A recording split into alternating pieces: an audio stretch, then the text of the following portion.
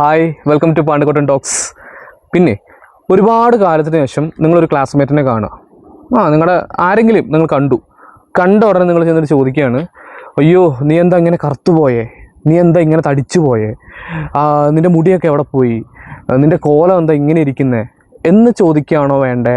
കണ്ട ഉടനെ നിനക്ക് സുഖമാണോ, നീ ഓക്കെ ആണോ, നിനക്കിപ്പോൾ എങ്ങനെയുണ്ട് കാര്യങ്ങളൊക്കെ, എങ്ങനെ പോകുന്നു എന്ന് ചോദിക്കുകയാണോ വേണ്ടേ? സത്യത്തിൽ മനുഷ്യരുടെ ഇപ്പോഴത്തെ ഒരു രീതി കുറച്ച് വർഷങ്ങളായിട്ട് പിന്തുടരുന്ന ഒരു വേണ്ടാത്ത പാരമ്പര്യത്തിന് പുറകെയാണ്.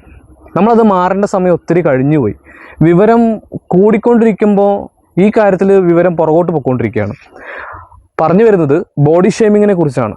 ലോകത്തിൽ ഒരു മനുഷ്യനും മറ്റൊരു മനുഷ്യൻ്റെ ശരീരത്തെ കുറ്റം പറയാനുള്ള അധികാരമില്ല, അവകാശമില്ല. Because body shaming is criminal offence, അതായത് കുറ്റകൃത്യമാണ്. ഇപ്പോൾ ഒരു മനുഷ്യനെ ശരീരത്തിൻ്റെ പേരിൽ കുറ്റം പറയുക, വേറെ രീതിയിൽ താഴ്ത്തി കെട്ടുക, അതൊന്നും ഈ കാലഘട്ടത്തിൽ ചേർന്ന പരിപാടികളല്ല. പണ്ട് ചെയ്തിട്ടുണ്ടാവും, 80കളിലും 70കളിലും മനുഷ്യർ അങ്ങനെ ചെയ്തിട്ടുണ്ട്. അതുകൊണ്ടാണല്ലോ കാല് വയ്യാത്ത ആളെ കാല് പൊട്ടൻ എന്നാണ് വിളിച്ചിരുന്നത്, കണ്ണ് വയ്യാത്ത ആളെ കണ്ണ് പൊട്ടൻ എന്നാണ് വിളിച്ചിരുന്നത്. എന്തൊരു ചീഞ്ഞ പ്രയോഗങ്ങളാണെന്ന് ആലോചിച്ച് നോക്ക്. ഇതെല്ലാം വിട്ടുപോകേണ്ട സമയം ഒരുപാട് കഴിഞ്ഞു പോയി. എനിക്ക് തീരെ ഇഷ്ടപ്പെടാത്തൊരു വാക്കായിരുന്നു മന്ദബുദ്ധി എന്ന് പറയുന്നത്. ഒരാൾക്ക് ബുദ്ധിമാന്ദ്യം, ആ വാക്ക് തന്നെ തെറ്റാ. എന്തെങ്കിലും ഒരു പ്രശ്നങ്ങൾ വരുമ്പോൾ അപ്പം തന്നെ വിളിച്ച് പറയുന്ന ഒരു വാക്കാണ് മന്ദബുദ്ധി. ഇന്ന് എന്ത് ബ്യൂട്ടിഫുള്ളായിട്ട് അതിനെ ടേം ചെയ്യുന്നുണ്ടെന്നറിയോ? ഡിഫറൻ്റ്ലി ഏബിൾഡ് എന്ന് പറയും. വ്യത്യസ്തമായി കഴിവുള്ള ആൾ. എന്ത് രസമായിട്ടാണ് അങ്ങനെയുള്ള ആൾക്കാരെ വിശേഷിപ്പിക്കാൻ വേണ്ടി ഇങ്ങനെയുള്ള വാക്കുകൾ ഉപയോഗിക്കുന്നത്. പണ്ടത് വിളിച്ചിരുന്നത് മന്ദബുദ്ധി. അതായത് 70കളിലും 80കളിലും ഉണ്ടായിരുന്നു. അതിന് മുൻപുണ്ടായിരുന്ന കാലഘട്ടങ്ങളിലെല്ലാം മനുഷ്യർക്ക് ബോഡി ഷേമിങ് എന്ന് പറയുന്നത് ഭയങ്കര, ഇപ്പം തന്നെ അറിയാം. ഒരു കല്യാണത്തിന് പോകാമെന്ന് വിചാരിച്ചോ, കല്യാണത്തിന് വന്ന് ഭക്ഷണം കഴിച്ച് സന്തോഷിച്ച് പോകാൻ വേണ്ടിയിട്ടാണ് പൊതുവെ കല്യാണത്തിന് നമ്മളെ ക്ഷണിക്കുന്നത്. അവിടെ ചെന്ന് കഴിഞ്ഞാൽ എന്താ, ചെക്കന് പെണ്ണിൻ്റെ അത്ര പൊക്കമില്ല, അല്ലെങ്കിൽ പെണ്ണിന് കളറ് പോരാ, പെണ്ണ് കറുത്തിട്ട, ചെക്കൻ കറുത്തിട്ട, തിന്നിട്ട് പോന്നാൽ പോരെ. ഇതാണ് ഇന്നത്തെ പലരുടെയും അവസ്ഥകൾ. അപ്പോൾ ഈ പഴയ തലമുറയിൽ ഉണ്ടായിരുന്ന ഇത്തരം വേണ്ടാത്ത പരിപാടികൾ ഒരു ചെറുപ്പക്കാരനെ കണ്ടു കഴിയുമ്പോൾ തന്നെ നേരെ ഒരു നോട്ടമാണ്, അടിമുടി ഒരു സ്കാനിങ് ആണ്. സ്കാൻ ചെയ്തിട്ട് ചെറുപ്പക്കാരിയോ സ്കാൻ ചെയ്തിട്ട് അവരുടെ ശരീരത്തെക്കുറിച്ച് ഇങ്ങനെ കമൻ്റ് അടിക്കാൻ മാത്രം ഒരു പ്രത്യേകതരം വൈകൃതമായിട്ടുള്ളൊരു സ്വഭാവം അല്ലേ? ആ ഒരു രീതി ബോഡി ഷേമിങ് അനുഭവിക്കുന്നത് ഒത്തിരി ആൾക്കാർ അനുഭവിക്കുന്നുണ്ട്. ഇതിനെ ക്രിമിനൽ ഒഫൻസ് ആക്കിയ കാര്യം പലർക്കൊട്ടും അറിയത്തുമില്ല. ഇനി ചെയ്തു കഴിഞ്ഞാൽ പണി കിട്ടും. ഇത് ഒരു കുറ്റകൃത്യമാണെന്ന് കരുതി ചെയ്യാതിരിക്കലല്ല, സ്വന്തം മനസ്സാക്ഷിക്ക് ഇത് കുത്തണ്ടേ? ഒരാളെ ബോഡി ഷെയിം ചെയ്യാൻ നല്ല സുഖമാണ്, നല്ല രസമായിരിക്കും. കാരണം ഭയങ്കര ഫണ്ണാണല്ലോ. ഒരാളെ കൂട്ടത്തിലിരുന്ന് തടിയാന്നോ കറുമ്പാന്നോ കഷണ്ടീന്നോ എലുമ്പാന്നോ വാട്ടവർ എന്ത് വേണേലും വിളിച്ച് കളിയാക്കുമ്പോൾ കൂട്ടത്തിലെല്ലാവരും കൂടെ ഇരുന്ന് ചിരിക്കും. ആ ചിരിക്കുന്ന സമയത്ത് നമ്മുടെ കൗണ്ടർ ഭയങ്കര ഫണ്ണായിരിക്കും. അത് കേട്ടോണ്ടിരിക്കുന്ന ആളുടെ മാനസികാവസ്ഥയെ കുറിച്ചൊന്ന് ചിന്തിച്ചിട്ടുണ്ടോ?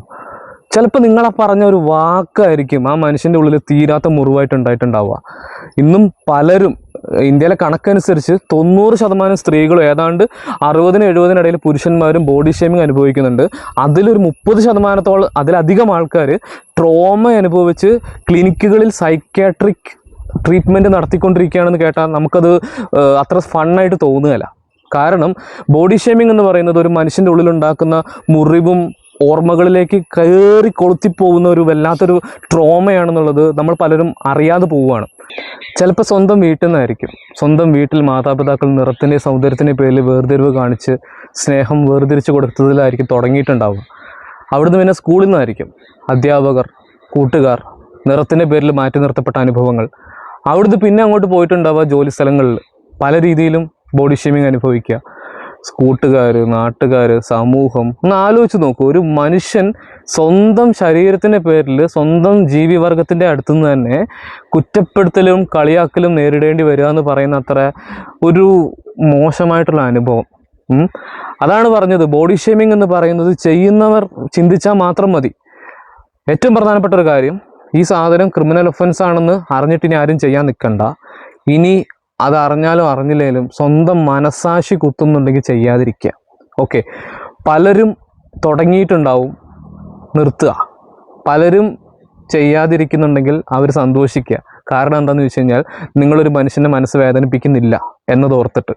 ഓക്കെ, ബോഡി ഷെയിം ചെയ്യുന്നത് ഒരു മനുഷ്യനും ഇഷ്ടമല്ല, ഓരോ മനുഷ്യരിലും നമ്മളിങ്ങനെ കത്തി കൊണ്ട് ഇങ്ങനെ മനസ്സിൽ മുറിച്ച് ഇടുന്നതിന് തുല്യമാണ് നിങ്ങൾ ഓരോ വാക്കിലൂടെയും ശരീരത്തെ കളിയാക്കുമ്പോൾ ഒരു മനുഷ്യൻ്റെ. അതുകൊണ്ട് ബോഡി ഷേമിംഗ് എന്ന് പറയുന്ന ആ ഒരു ചീഞ്ഞ പരിപാടി ഇനി ആരും ചെയ്യരുത്, ചെയ്യാതിരിക്കട്ടെ.